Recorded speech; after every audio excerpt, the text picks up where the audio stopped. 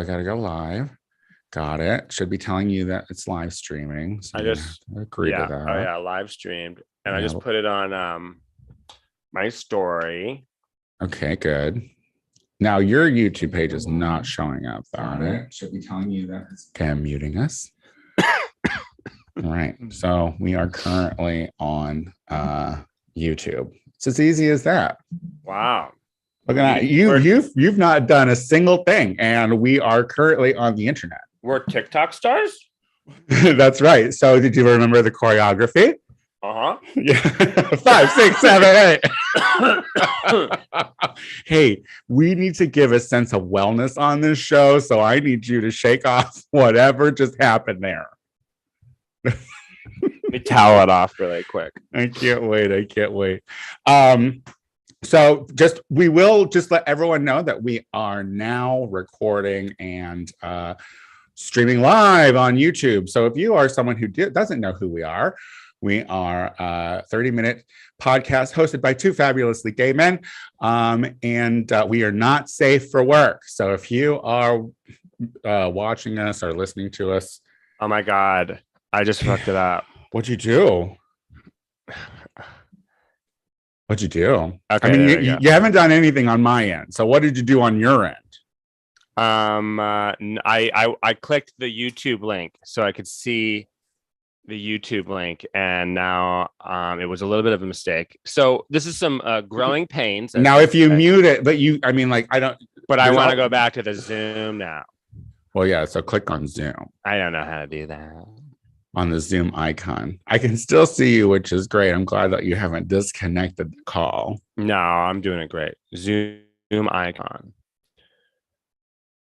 Oh, right. Zoom icon. There we go. Okay. I think she's back. She's back. I just wanted to, you know me, I need to see how I looked. And how'd I look? Sweaty. Pretty sweaty. I knew. As I was like, oh no, he's gonna go there and he's gonna click the goddamn link. Yeah, let's shut this down. But it's fine, and we're here, and we've left Instagram Live, and we've decided to now bring our message to YouTube in hopes of capturing a new and wider audience, or just the same old 6 people that usually watch us every week.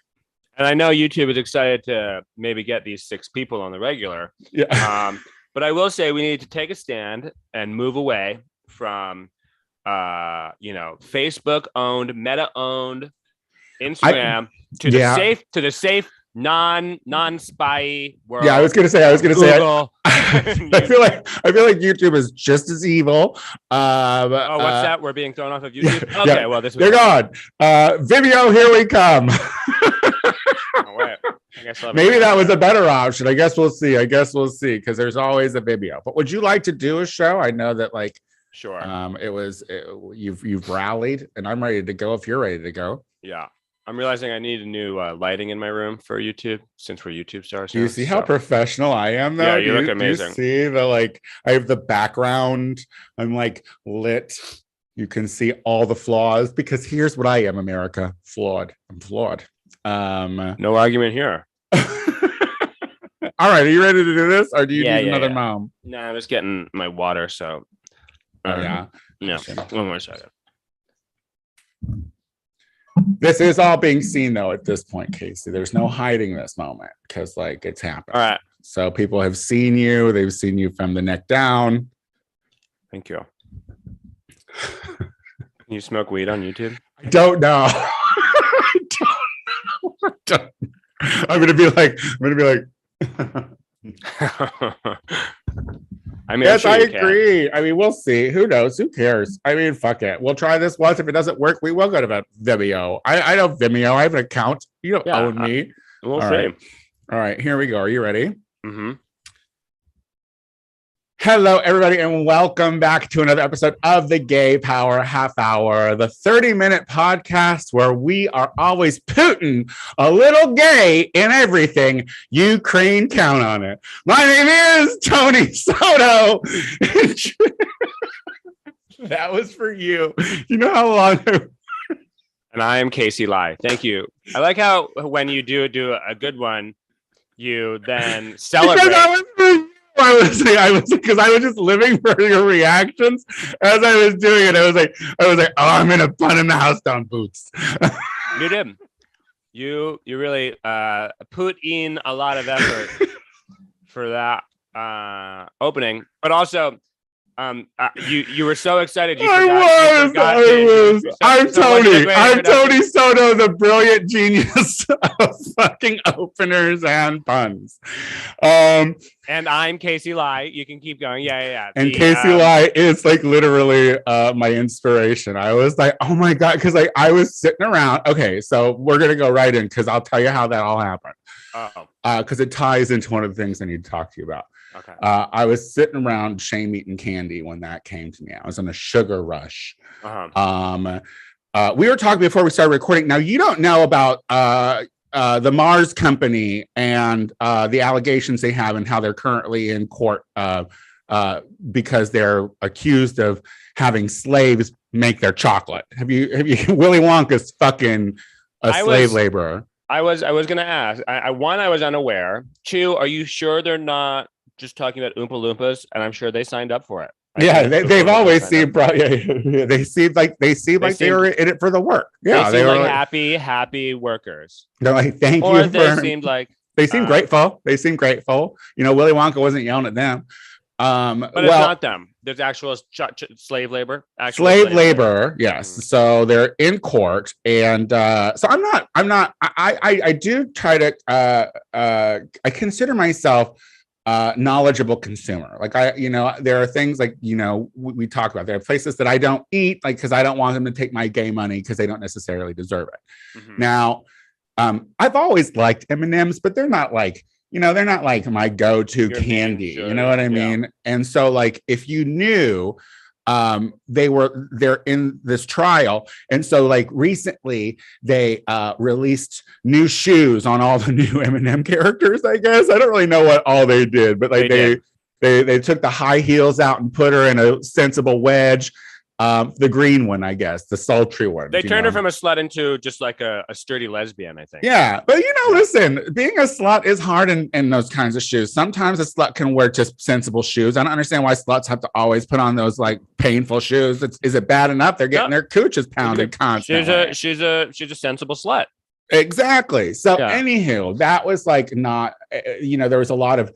Don't get distracted by this M&M marketing thing because slaves. And I was like, yeah, don't get distracted. How dare you?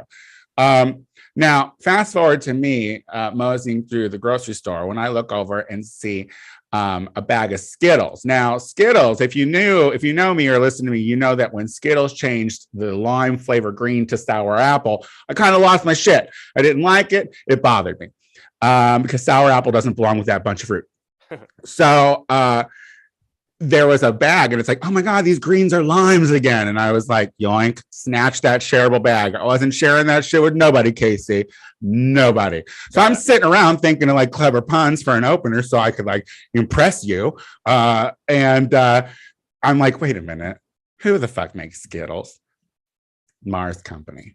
So slaves made Skittles. Slaves brought back the lime. Like, I don't know what those poor slaves have to do to make that lime flavor, but I did finish that bag of Skittles, I do have to say, but I will not buy anymore. At least you had a shareable size. And not only did I have the shareable size, I literally took half of the bag and took half of the limes and set them aside so I could just eat them separate. Well, I like that. I feel embarrassed because of that pause you did. I really wish you would have jumped right on that and been like, great. No, I'm happy. I'm happy that you had one last moment of joy before you had it ripped away from shame. You and it's like, is that not America in a microcosm, in a tiny little candy bag or a pretty big candy bag? Because it's like we can't enjoy anything from our youth anymore because of slavery. And that is fair. That is totally fair. It's time that we get new institutions, new candies. I was like a consumer pig because I was like sitting around with a shareable bag having my epiphany, being like, you could have friends here sharing that with, but no, you're just gonna dive right in. But Are Sour Patch Kids made by an evil corporation? Probably. I mean, that's a good question. I mean, like I feel like there are very little amounts of competitors for all the big companies that we consume here, all the inflation things that we're bitching about. But we're not at war, but there's war happening right now. I do like that the lead story was Skittles and not necessarily the. Well, we don't want to. I feel like if we start with slavery, then when we could just tiptoe into war, you know what I mean? Because war is going to be dominating forever. The slavery thing is going to push back to the back again. No one's going to care, and I'm just going to have to never eat. But here's the thing. Here's why I know I can do it. Before we talk about war, I did not buy Skittles the whole time it was sour apple. Did not. Bought them once to taste it. Was like, this is shit. Never went back. So I can do it. I appreciate your restraint. Do you have a favorite Skittle? The lime green Skittle was your favorite one. That is my. Have it for years because the lime green Skittle pairs perfectly with every single other Skittle by themselves or as a group. You know what I mean? Because there are certain color combinations that you don't typically mix. You know what I mean? Like, but lime green will go with every color. Because I'll tell you, you like to keep some of your Skittles segregated. I'm a little Rain Man about my Skittle eating sometimes. Like, and I did not realize that until I bought a shareable bag because I was like, oh my god, so many options. Wow. It's like Jelly Bellies, though. Jelly Belly jelly beans, they have like 100 million. I think the options are endless. Yeah, I'm not a jelly bean girl though. And honestly, Harry Potter fucked that up with the puke and whatnot. Like when they started doing I mean, yeah. Well, Jelly Belly jelly beans fucked it up when they put buttered popcorn into the mix because that one already tastes like poop. So I don't think there was. Was it not good? To me, I don't want to yuck someone's yum, and I'm sure there's someone out there who very progressive of you. The taste of buttered poop, but she votes blue. But to me, the buttered popcorn jelly belly jelly bean tastes like faces. See, now I don't even want to go into war yet because I'd like to talk about faces. Can we talk about faces real quick? Because let's talk about faces. Well, let's talk a little about some American politics before we go over to the other side where shit's popping off. Colorado is interesting because their representative is Lori Boebert. Lauren. Sorry. I call her Lori. We're on that basis because I don't respect her. And so did she run unopposed? Was she like Marjorie, or did she have someone? She ran. Lauren Boebert is one of the top 3 worst members of Congress. She's a gun-toting know nothing from Colorado, and no, she ran in not necessarily like a deep red district. Like this is my ex-boyfriend's home district, and it's like it's purpley, it's red. It's like it's kind of rurally, but it's also like but also very mood swingy there, back and forth. Yeah, Colorado. You are what district you're from. Yeah, you are whatever part of the country you're running from when you move to LA. No, I'm happy he doesn't listen to the podcast. But yeah, just tell me to come in the room. Unopposed, and she won. She won, not like not by like giant numbers, but she won. And when we thought we were gonna have the presidency and like a giant majority, it turns out a lot of America was like, no, we want the gun-toting, no nothing. Yeah, we want to see what this bitch We don't want trans kids to play tennis. Yeah. Yeah. So but someone is running against her. Do you know his name? He's a gay. Alex Walker, I believe. Alex Walker, cute gay. Cute gay. Alex Walker, Colorado gay. And he has just come out with his campaign videos. And I'm telling you, these geriatric millennials and zennials are wild. This is it's the most wild political campaign ad I think I've ever seen. But I think effective. Do you want to explain what happens? I would love to hear you explain what happens in this campaign ad. So he I don't know if he comes out first, but you hear they start talking about Bobert. They're in like a country picnic area, Yeah. Colorado. I think it's a child playing. Probably a child playing. There's a lot of like natural areas to frolic in Colorado, and they're Beautiful, beautiful landscape. and then gross looking things start falling from the sky. Turns out that it's poop. It is feces for everywhere. It was And fecus. Fecus. And I didn't know what to think, and then they just came coming, and then they started spewing. Long story short, he's saying Lauren Boebert is covering us all in bullshit, and he gets very literal in his use of imagery, by literally everyone in the commercial except him, I think. Yeah, not a speck of poop on him. He never gets his hand dirty. No, he picks up a tainted poop covered doll at some point, but in the clean part. Like, really, listen, a gay is not gonna. She's not gonna put her hands on that. I did not want him to pick that doll up. That's when I was like, he's gonna be glad. He's gonna be shaking hands afterwards. He's a politician. I don't want to shake his hand. Yeah, but they're all covered in shit anyway because they voted for Boebert. You know what I mean? Then at the end of the video, oh yeah, an actress playing Lauren Boebert pulls out a gun and starts spewing bullshit, literal shit all over everyone again. And if I remember, someone throws up. There's a lot of throwing up. QAnon throws up all over the picnic table. QAnon I mean, it's very literal. Listen, whatever, a gay person was in that writing room. All right. There was a homosexual progressive in that writing room being like, look, and then you have someone who kind of looks like a Trumper wearing a Q shirt and he pukes all over the picnic table. Because that's what they're doing. That's literally what they're doing. They are picking because everyone who's listening to them are the fucking ones who like the picnic. You know what I mean? So they're just getting their whole day ruined. And that's gonna relate to some of those mouth breathers that are in that area. Now, but here's my question, because like, I think especially now with the war, I think that now more than ever, because it seems like Putin's trying to take total advantage of the fact that this country is in chaos, is like, this is a moment where this country truly, remember the Rocky days when we fucking rooted for America?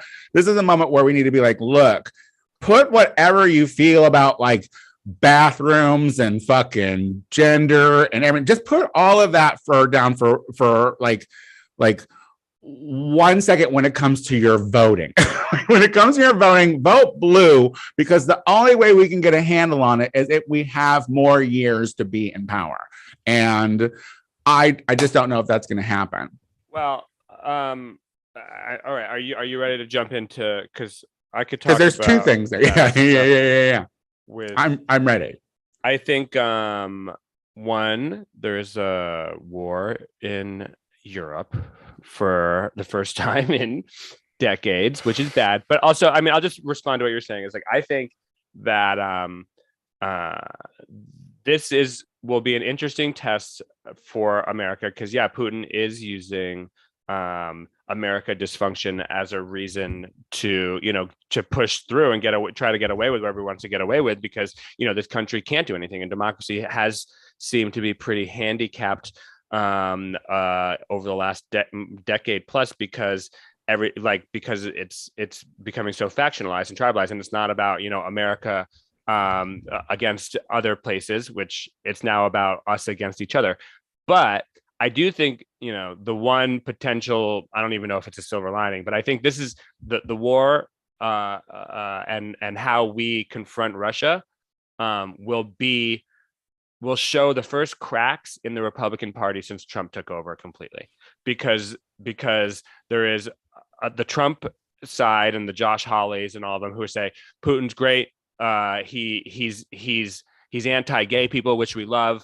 He's Christian, he's anti-trans, which we love. He's not trying to come for us. He's just trying to take what's his. Why should we be involved in that? And that is a side, and that's a side that a lot of people on the left are going to take too. Not the gay stuff, but they're going to be like, this isn't our battle. This isn't, but it is. But see, let me just finish that. But then there's there's a long-standing Republican tradition of standing up to Putin and aggression and standing by our allies and all that stuff. And what Putin is doing, it's not like if he was just taking those two regions that he said were his and he already had troops, that'd be one thing. But he's trying to take the entire country, and that just changes the game completely on the way that things need to be responded Well, to. and also let's not forget how many Republican senators were in Moscow on July 4th. So, I mean, it's a different Republican Party now. I truly believe that this whole maneuver was bought and paid for in that private meeting that only had interpreters between Trump and Putin. The only downfall is that they didn't expect to lose in the last election. So that's why Trump still continuously is trying to push the stolen narrative. And Putin's like, I think I can still do it. I think I can still do it. I think I'm still I think that like at this point, China wants Taiwan so bad, and they're my homies. So it's like I feel like, because the amount of money that the whole world owes China, like China and Russia, pretty fucking tough team. You know what I mean? Pretty tough team. They don't. They play by a different set of rules. Yeah, they don't. And, they don't. And like, it's hard to beat a team that is really strong and doesn't play by the rules. Because we have to play by the rules. Because democracy and human rights, which I love.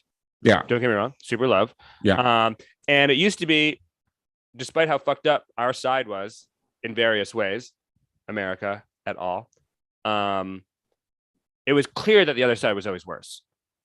It was clear that the Soviet Union, like no one wanted to live in the Soviet Union. But we started seeing at the rallies those shirts that were like, "I'd rather be Russian than Democrat." Like, oh yeah, no. This is a big part of it, right? And so this is like, and so this is what I kind of like was getting at when I was talking about Lauren and running. I was like, I need there to be a switch, because I'm not really sure why she was voted into to begin with. And when I was talking, I'm not talking to the people who have already made up their mind. You know what I mean? Because this is the thing about America. There's either really good people who fucking want progression and want progressiveness and want people to live happily. And then there's just really shitty people, Christians, who want fucking the opposite of that. But then there's always these middle of the road people. And this is what I'm talking about. Like, make a decision on if you are seriously America first. And that's what both sides claim. Like, both sides claim America first. Like, then you can't sit here and say that Russia is doing something that is good. And you have to be like, I'm talking to you fucking conservative leaning people. I'm going to put my fucking bullshit hangups about gender and about fucking gay people and about women and about minorities. I'm going to put that down for just a second, because what is happening right now in the country and in the world is more important. So I'm going to vote blue, because that's more important, because we have to get things back on track, because Trump did a lot of damage in 4 fucking years. Like, I don't understand why not enough people are talking about the private meeting. Like, the private meeting was scandal then, and now it's like no one's talking about it now. Yeah, I think Trump is trying to say that if I was president still, this wouldn't be happening. Well, no, because he wouldn't put it in the news. Well, but look what he did in Turkey. But I think that probably Trump would have just given Putin half of the Ukraine. He's like, yeah, oh yeah. And, I think who knows, but we can't. But when it comes to the idea, you're saying like vote blue to not have the world fall apart. I think that we're there. How this how the next year goes, how this war goes, will determine a lot. I mean, it's not necessarily, I mean, if we're going to talk politics about it, like this is not, I don't know how this is going to play out for Biden. I think honestly, he's played it pretty well up to this point. I mean, yes, I agree with you. Because like, if he had, the way which he's been dealing with up to this point has basically been like releasing all of this classified information saying this is what Putin's plans are, this is what Putin's plans are, this is what's going to happen. And everyone was like, even everyone in the Ukraine was like, stop being so alarmist. You know, you Americans, you always war. And I think honestly, because of all of our intelligence failures over the last many decades, but most importantly the Iraq war, which was we got to go to war to stop being blown up. I liked that Biden was like, you know what, we're just going to tell you what happens, and this is what we think is going to happen, and believe us, this is what's going to happen. And look, and lo and behold, it's happened. So there's been a lot of time to prepare, and as a result of that, I think that the allies are on board in a way that they wouldn't have been. You know, we like France. It has to be not quick, a fan though. of ours. Well, it has to be a quick crush, and I don't know what that means. I'm so ignorant when it comes to war because I'm such a pacifist. When it comes to war, like I'm like, I don't know strategies. I don't know who's got the upper hand. I'm sitting here being like, okay, so like if we're not going to get troops on the ground, who are their homies? Who's going to go bring in their people to like, because like it needs if Russia's already in. Russia. No one wants to fight Russia. So the Ukraine, but the other thing is I don't understand what he's doing. If he wanted to get the, like, you know, he got Crimea last time, and there are those two Russian leaning like parts of the Ukraine that he recognized. If he was just taking those parts, it would be hard to argue for some sort of like major intervention, because it's like he's just going to do it. That's just like. That's how it's going to go. Give him an inch. That's just, but give him an inch. But that was the thing, was like, you know, what is this ultimate game plan? But it turns out he's kind of fucking crazy over the idea that the Soviet Union was humiliated when it collapsed, and much like Trump, he hates any sort of like long-standing humiliation. All so that, he would rather burn the world to the ground than have someone tell him he's a fucking loser. Yeah. And I think, you know, that's unfortunately kind of where we're at. So, but the thing is, Ukrainians, half of the Ukraine might be pro-Russia, but the other half is not. And I'll tell you what that other half have proved that they've loved to do: stand out in the cold to fucking protest things they hate. They've been fucking doing that. And willing to die for it. And willing to die for it. And I mean, it's amazing. Hundreds of fucking years. I don't know. And I was thinking this, Casey, like, I'm like, you know, he's the president is arming anyone who wants to take a gun and protect our country. Yeah. I don't think that would happen here, honestly. Well, like I think about how disconnected we are as a country to anything like this, because we've beaten all the other land that touches ours into submission. So like we don't have any threats on our side, and like all we can do is sit here and pine if North Korea is going to get a fucking missile over by us, you know. And what honestly, it was like, you think about 9/11, never forget. You think about 9/11, and you think about like. That was a moment of like destruction that happened, and it brought the country together. And like, we're never going to experience that again unless we experience something like that again. And that's the disconnect. And that's the shame, because we will never care enough about wars that are happening over there. No matter how liberal we are, no matter how many fucking protests we go to on our own safe sovereign land, like we'll never care enough, and that's the problem. And you know, we are being ripped apart at the seams by those who are incentivized to do it. And I'm talking about, like, I watched Tucker Carlson 2 nights ago just because I wanted to see how are more sponsors. How is he not losing more sponsors? I don't understand. Because he's the most popular thing on right wing media. So my pillow's always there. Pillow's always there. I mean, his argument essentially is, don't support Biden on this, because this is your gas prices. How is this helping you? Your gas prices are going to go to the highest they've ever been, which is true. They don't care about you. That's not going to affect the gas. That was on, but they were on the way up. Prices were on the way up. But gas prices, and they're not going to affect Biden and Kamala. They're going to affect you. Yeah. And then also, all of a sudden they care about borders. What about our southern border? That's the least defended border in the world. And they care about the border of Ukraine, a border that was artificially created. He's literally spouting, and then he's like, oh, they believe about the only liberty they believe in is Ukraine's not a for democracy. trans people. And they're like on it. literally, it is that is the that's the only thing conservatives have. That's the only thing conservatives have right now is, hey, fucking no more abortions, stop aborting babies, but we are going to not let trans kids fucking play sports. Indiana, looking at you, Indiana, and we're not gonna and we're going to go for the parents in Texas. Fucking Greg Abbott, you piece of fucking shit. Gonna go for the parents and try to cite them for abuse, for getting gender reassignment surgery to their trans children. Like, what kind of platform is that, Republicans? What kind of platform is that, conservatives? That's it. That is all they have, is that kind of fucking hatred that they're trying to do to distract you. Sounds like a pretty Russian platform to me. If we have any listeners in Indiana, fucking HB 1041 is bullshit. The fact that you don't want kids to play is so silly. Like, I can't believe that is the fucking cross and the hill that you want to fucking die on, is that kids can't play. How dare you? Like, learn something. Go to a science class. Go back to school. Well, I mean, and the Texas nonsense is equally as almost even more frightening to me. I mean, they're literally saying, outlandish. Yeah. The attorney general and the governor, it's not law, no. It's not law, but it's opinions. They're issuing these opinions that parents who approve gender affirmation therapy for their kids need to be reported for child abuse.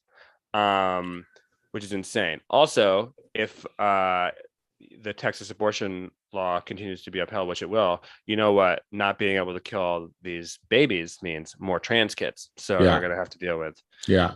And look, LGBT folks, like, hopefully we know which way you're leaning. And at this point, there is an all-out assault on trans youth. Like, there just really is. Yep. And if you truly give a shit about the community that we have, and remember back to the days when you were closeted or couldn't be who you wanted to be or whatever, try to put yourself in that, because like, it's a different world out there. There are so many like great scientific things that are helping young trans kids like live blissfully and almost unaware of like, of not living their truths. You know what I mean? And to take that away, to try to take that kind of shit away, and to try to like prosecute and punish parents that are like, that love their kids enough to fucking go through those measures is insane.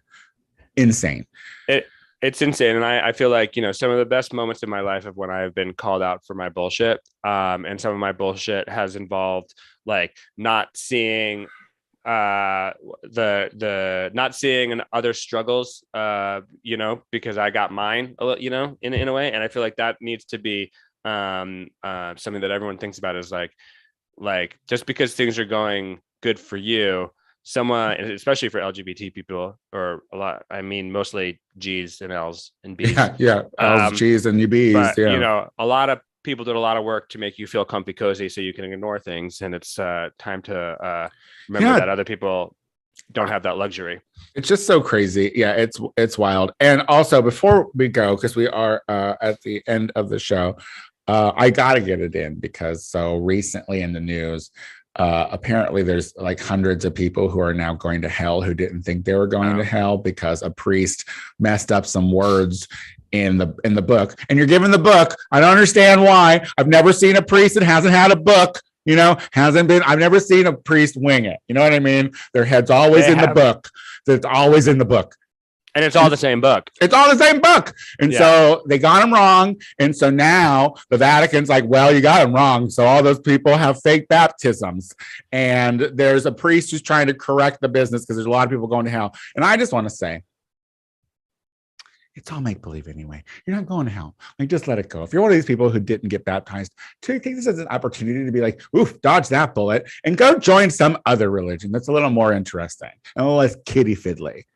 I'm baptized Catholic, and then, so was I, but as a child.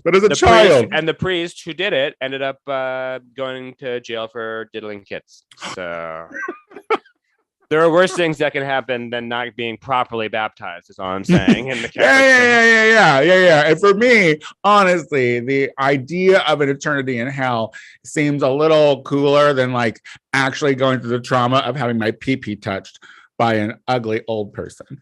I'd be fine with that. I'd rather have that than hell, but that's just me. Really? Well, no, I would have been selective if I was going to get molested. I would have been like, no, not you. Maybe you.